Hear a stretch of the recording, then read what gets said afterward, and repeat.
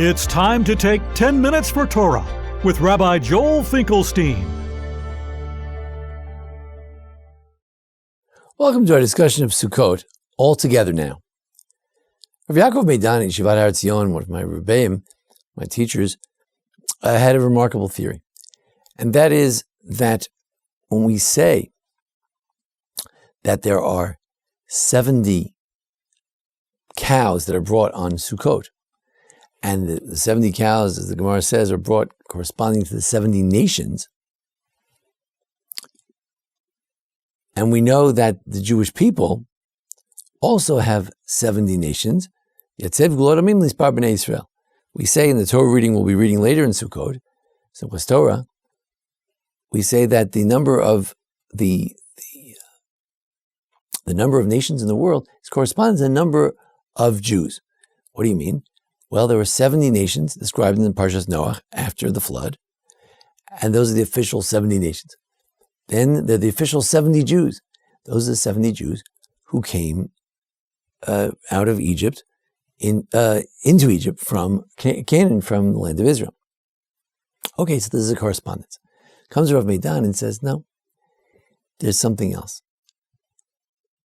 When we talk about 70 elders, why do you have 70 elders? If you want to have a Congress of some sort, a Sanhedrin, a high court, why 70?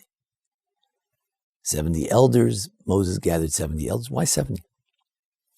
So he says, if you look in Parshas Pinchas, it talks about Mishpachat HaLivni, Mishpachat HaShimri, Mishpachat HaShamroni. There's different Mishpachot, different families that are mentioned as part of the census of the 500,000 Jews. If you count up the Mishpachot, there are 70 Mishpachot. Only Rav Meidan counted it up. There are 70 Mishpachot, and when we say that there are 70 elders, they represent the 70 Mishpachot of Israel. They represent the 70 families of Israel. Then Rav Meidan goes a step further. He says, when on the first day you have 13 bulls, 13 cows, and then on the second day you have 12, and it goes down to 7 cows on the last day, the bulls. Why does it adds up to 70? Like we said, the 70 nations. Why 13, 12, 11, etc.? So he says, if you look at those families and you look at the encampments of the Jews, so let's say you have to do the exact math. I don't have it all in my head, but Rav Meidan did, where let's say you have two tribes that are related, like Ruvain and Shimon. So Ruvain and Shimon together, let's say maybe they have 13 families. And then you put Yehuda with maybe Ephraim, and then you look at the number of families. So each day, different families approach. Just like when the Nesiim came every day of the 12 days of dedication of the tabernacle, each day a different tribe came and represented themselves. Maybe the Mishpachot came, 70 Mishpachot. They came each day, and they brought these 70, the 70 cows. And each cow is represented by a family of the Jewish people. A family from Ruvain, family from Shimon.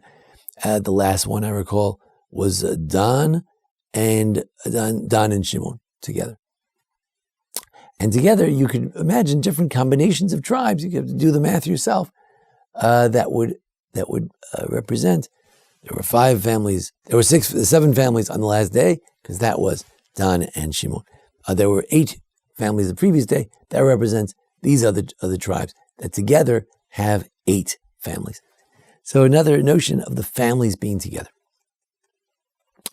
I heard a thought from my cousin Leiby, Alav Shalom Leiby Rubin, who lived in Alon Shvut, and he said that maybe the 4 species, the Dalet Minim, the 4 species, the lulav, the etrog, the adasim and aravos, the palm, the myrtle, the willow, and the citron, that those 4 species also represent not the different families, but the different parts of Israel. We're also trying to come together, different parts of Israel. So, exactly how it works, but let's say palm trees. We know that palm trees are only going to grow in the very hot areas, and like an Eilat or something like that. Then you have the citron would grow in the fertile areas, And then the willow of the river is only, the Arvei Nacha is only going to grow where there are rivers and riverlets and streams, and the mountains, and then the Hadassim would grow wherever they grow. So it really represents bringing the different parts of Israel together. Of course, there's an opinion of Rabbi Yehuda that lulav tzarich, you got to bring the lulav together. You can't just bring 4 species. True, you could fulfill the mitzvah by you lift up a lulav, and then you lift up this and you lift up that. You could fulfill the mitzvah. However, if the Rabbi Yehuda says you got to put them together, and we don't hold that that's true, but we do it just as a nice mitzvah, as a beautification. We do unite at least 3 of the species together, and we hold them all together because, as the Medrash says, we want to unite all the different types of Jews. But it's not only the lulav and the sacrifices which represent the togetherness, but also the third element, of course, the sukkah. And the Gemara says, that you're allowed to fulfill the mitzvah with someone else's sukkah. You don't have to have your own sukkah, because the truth is, it's fitting for all the Jews to be in one sukkah. What do you mean, the Jews are worthy of being in one sukkah? Says Rav Kook. You know why the Jews are worthy of being in one sukkah? Because after Yom Kippur, we're worthy. Once you're worthy, then you can come together. What does that mean? When a person is all about themselves, so then, you and I can't live in the same room because I have my ego, you have your ego. We're not going to get along. But if I could put my ego aside, if Yom Kippur could erase my evil inclination and I could just be a more pure soul, then all of our souls belong together. Our tribes, we belong together. That's where we're supposed to be as one united family. This past week, we saw, kinds of fighting in Yom Kippur. Couldn't be anything worse than that. Whether they were wrong for organizing it, or whether the court was wrong for deciding that they shouldn't have a machitza in the street, or whether they shouldn't have gone against the court, or whether people certainly shouldn't be protesting people davening, and whether there were people who were protesting people who didn't even have a machitza, and just protesting services altogether.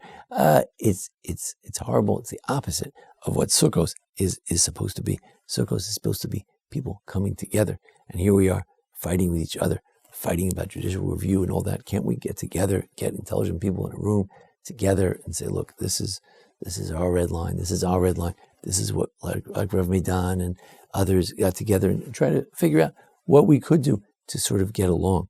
Isn't there a way? Can't the Jewish people get along? Can't we be together?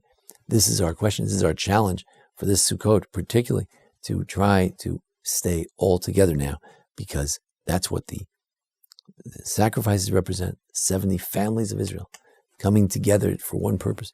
That's what the Simchas Beis Shoeva represents. That's the Hakel, specifically on Sukkot, that we gathered once every 7 years, all the Jews, even the babies and the women, everybody together, because we wanted to be together. It represents that unity. The Lulav represents the togetherness of all different types of Jews, from the secular to the most religious. And the Sukkah represents the idea that, yes, if we could be worthy, if we could put our egos aside, we could all sit in one sukkah, and there we would bring glory to God, to ourselves, and to our families.